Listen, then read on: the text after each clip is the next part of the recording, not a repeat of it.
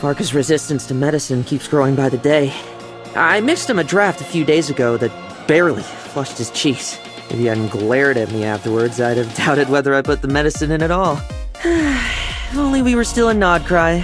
I could drop in a few of those Kuvaki plants. Varka told me he thinks that Fatui Harbinger, the captain, could have taken out a ruin guard with just a crayon.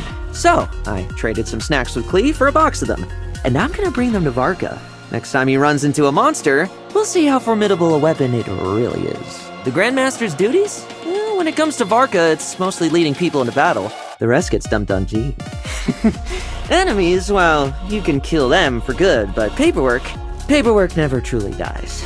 Well, that's only because the acting Grandmaster was holding down the fort in Mondstadt that the actual Grandmaster was able to swan off to Nodcry.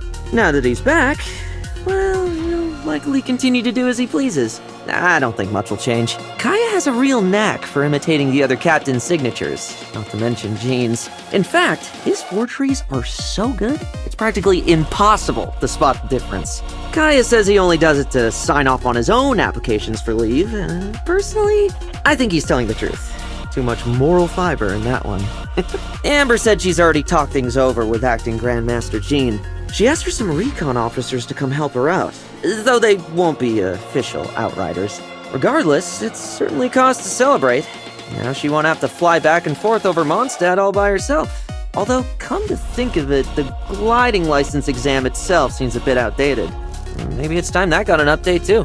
Diluc, when you think about it, we both fell victim to the same scoundrel. But now that those scores have been settled, is he really never coming back to the Knights of Favonius? He can't go back to being the youngest captain, but he could sure have a go at being the oldest knight. Noelle's still not officially a knight, huh? How long has it been now? Thought for sure she'd have passed the selection trials. Is Varka holding out for some kind of special trial just for her? Her knightly title's gonna have to be pretty long to match the length of her training. What stands out most about Eula is the sound of her boots stomping about the place. When she's in a rush, you can hear the dump dump dump from a floor away. Just like her fighting style. Loud and penetrating.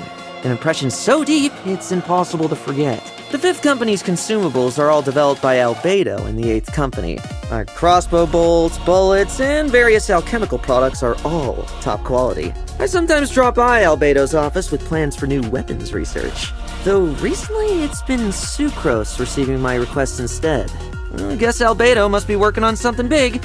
Again, Mika might be a skilled cartographer, but I'm even more skilled when it comes to sniffing out a lie. He once gave me a map where he deliberately left out all the monster gathering points, because he was scared I'd charge in alone. But, one look at his face, and I knew exactly where the monsters were. Can't believe he thought silence would be enough to foil me.